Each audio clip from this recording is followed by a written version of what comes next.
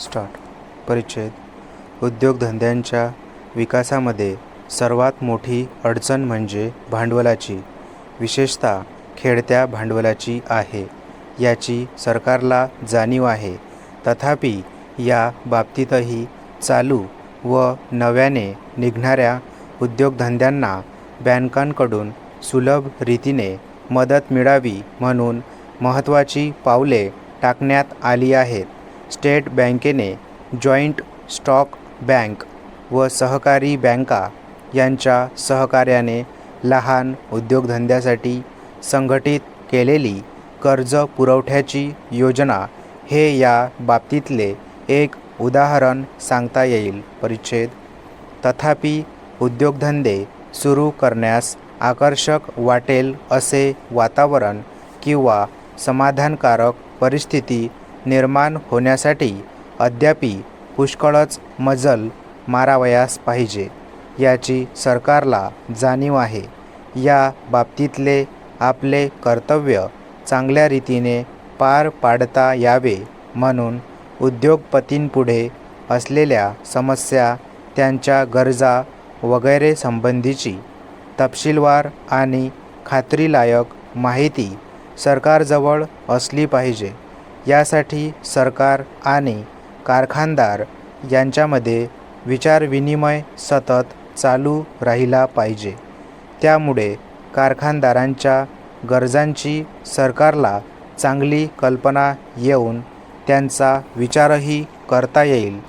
महाराष्ट्राच्या भूमीवर उद्योगांचे भव्य मंदिर उभारण्यासाठी ज्या बाबी कारखानदारांना सरकारकडून मार्गदर्शन, मदत आणि उत्तेजन हवे असेल, अशा बाबींकडे या परिषदेत लक्ष वेधण्यात येईल अशी मला आशा आहे. कारण उद्योगधंद्यांच्या गरजा कोणत्या आहेत हे नीट समजल्यानंतर कारखानदारांना सहाय्यभूत होईल अशा प्रकारची योजना तयार करणे शक्य होईल. एखादा नवीन उद्योगधंदा सुरू करताना अथवा जुन्या उद्योगधंद्याचा विस्तार करताना जे निरनिराळे प्रश्न निर्माण होतात त्यांचे स्वरूप स्पष्ट होण्यास अशा प्रकारच्या योजनेमुळे मदत होईल. परिच्छेद. उद्योगधंद्यात सरळ प्रवेश करण्याच्या उपक्रमात आणि विशेषतः शेतमालावर प्रक्रिया करण्याच्या उद्योगात सरकारी संघटनेला फार महत्त्व आहे. उद्योगधंद्याची सरकारी तत्त्वावर कशी परिणामकारक संघटना होऊ शकते हे या राज्याने दाखवून दिले आहे.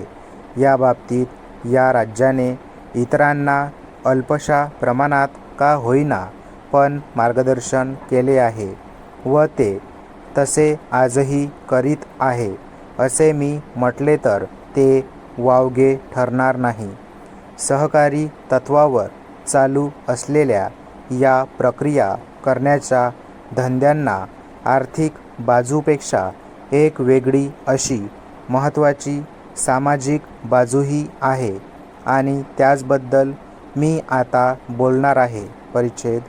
सहकारी चळवळ ही मूलतः जनतेच्या प्रयत्नावर आधारलेली असली तरी सरकारही तिचे फार काळजीपूर्वक संगोपन करीत आहे. याची अनेक कारणे आहेत.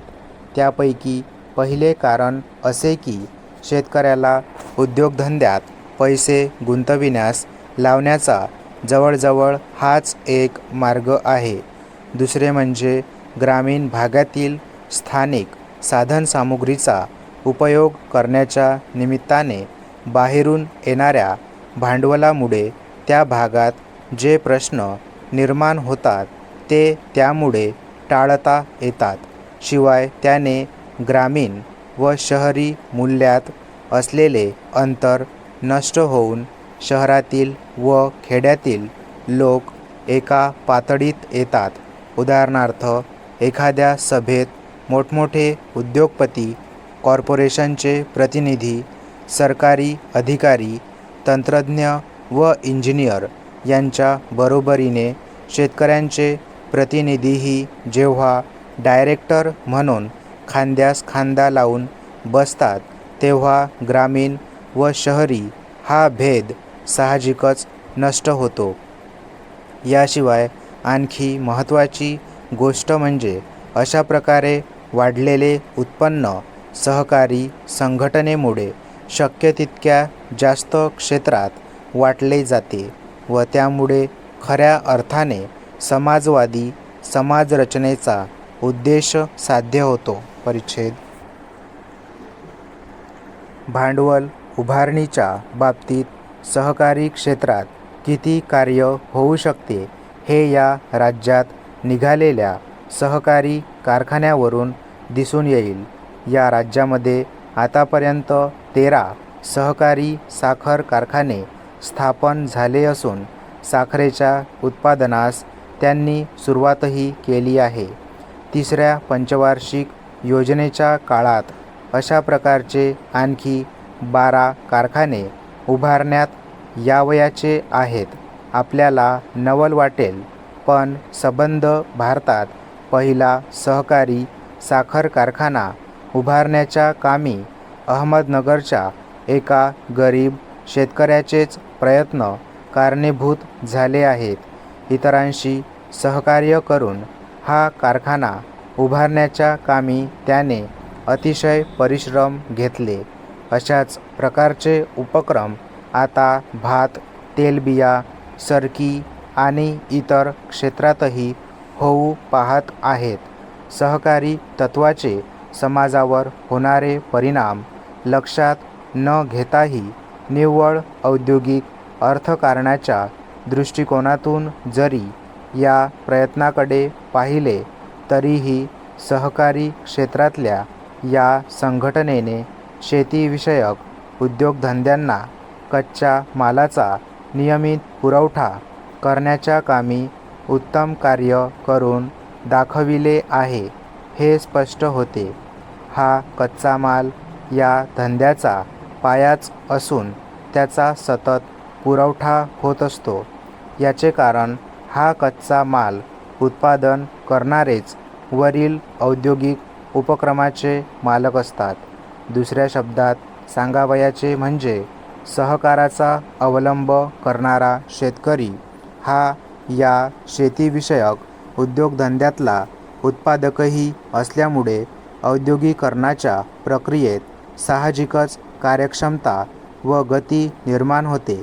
परिणामी खेड्यापाड्यातून अशा प्रकारचे उद्योगधंदे निघण्यास आता सुरुवात झाली आहे आणि अर्थातच ही स्वागतार्ह अशीच गोष्ट आहे. सहकार हे सरकारचे एक लाडावलेले मूल असून सहकारालाच सरकार उठसूट पुढे करीत असते असा एक आरोप केला जातो, पण त्यात काही तथ्य नाही. प्रत्येक पातळीवर औद्योगिकरणास चालना देण्याचा सरकारचा जो निर्धार आहे त्याचेच केवळ द्योतक असे हे वरील प्रकारचे प्रयत्न आहेत. इतर क्षेत्रातही प्रगती करण्याच्या बाबतीत सरकार तितकेच आस्थापूर्वक प्रयत्न करीत आहे व त्यासाठी पुढेही शक्य ते सर्व प्रयत्न करील असे मी या प्रसंगी आश्वासन देऊ इच्छितो. स्टॉप.